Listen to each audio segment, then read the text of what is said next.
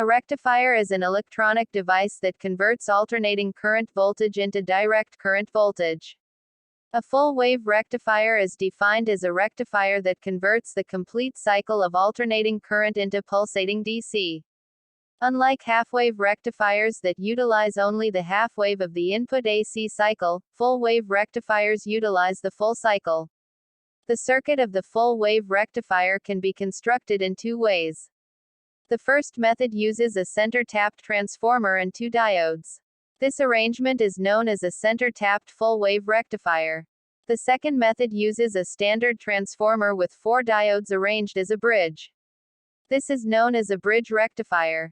In this video, we will construct and simulate a full bridge rectifier circuit.